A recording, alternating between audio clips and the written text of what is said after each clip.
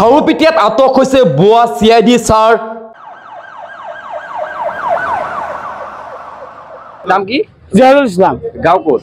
গাঁও আমাৰ বান্দিয়া। ইয়াতে কিয় আহিছে খাৰুপিটিয়াত? ইয়াত আমি ডিউটিত আছো। কি ডিউটি?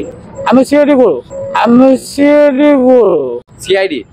ছাৰ খাৰুপিটিয়ালৈ গোপন খবৰৰ ভিত্তিত আহিছিল ড্ৰাগছ মাফিয়াৰ জুৱাৰীৰ লগতে অন্যান্য সমাজ বিৰোধী কাৰ্যকলাপৰ লগত জড়িত ব্যক্তিক ধৰিব। চিআইডি ছাৰৰ ঘৰ মঙলদৈ, নাম জেহেৰুল ইছলাম। কিন্তু চিআইডি ছাৰৰ আজি দিন বেয়া।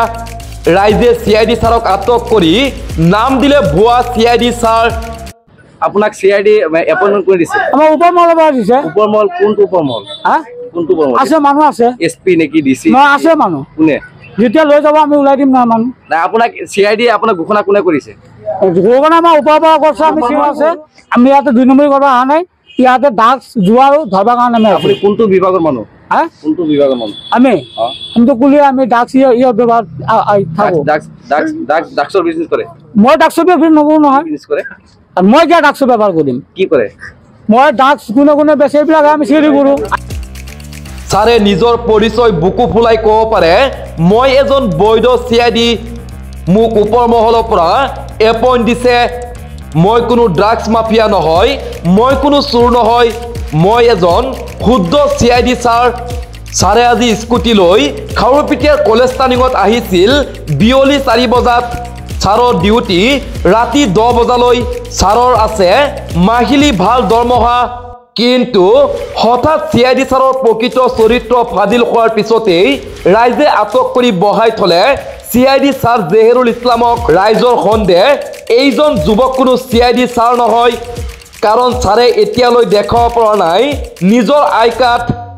ৰাইজৰ মন্তব্য, এইজন হ'লে এজন চোৰ হ'ব, নহ'লে এজন নামী দামী ড্ৰাগছ মাফিয়া।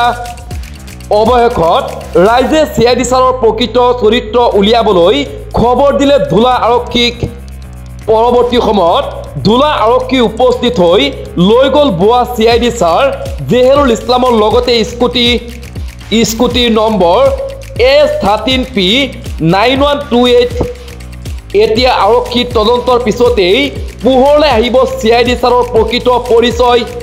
এতিয়া আমি চিআইডি কৰো। চিআইডি মানে কি? এইবিলাক আমি ধৰি যাওঁ।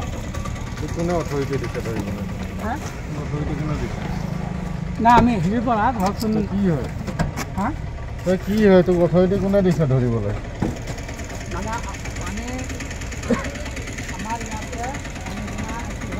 গম পাইছোঁ কিবা এটা বেয়া কাম আছে হৈছে। ইয়াত বিজেপি আছে, পুলিচ আছে, পুলিচে আইনটো কৰিব নহয় আইনৰ মতে। তই কোন হয়? তোৰ কিবা কাৰোবাৰ অথৰিটি আছে নেকি? মই ধৰা নাই। মই ধৰা নাই। মানে এদিনা ইয়াতে মই আছো ৰাতি। আমি এখানে আছি জেহেৰুল মঙলদৈ 2 নম্বৰ ঠাই। আমার করা ওরা জব্দ করছে। আপনার নাম কি? জিয়ারুল ইসলাম। গাঁও ক'ত? গাঁও আমার বান্দিয়া। ইয়াতে কিয় আহিছে খাৰুপিটিয়াত? ইয়াত আমি ডিউটিত আছো। কি ডিউটি?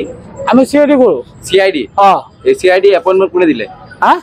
আপোনাক চিআইডি এপইন্টমেন্ট কোনে দিছে? আমাৰ ওপৰ মহলৰ পৰা দিছে। ওপৰ মহল কোনটো ওপৰ মহল? কোনটো ওপৰ মহল? আছে মানুহ আছে। এসপি নেকি ডিসি? ন আছে মানুহ। কোনে? যেতিয়া লৈ যাব আমি ওলাই দিম না মানুহ। না আপোনাক চিআইডি আপোনাক ঘোষণা কোনে কৰিছে? ঘোষণা আমাৰ ওপৰৰ পৰা কৰিছে। আমি চিআইডি কৰিছো। আমি মানুহ আছে। আমি ইয়াতে 2 নম্বৰ কৰিব অহা নাই। ইয়াতে ড্ৰাগছ জুৱাৰো ধৰবা কাৰণে আমি। আপুনি কোনটো বিভাগৰ মানুহ?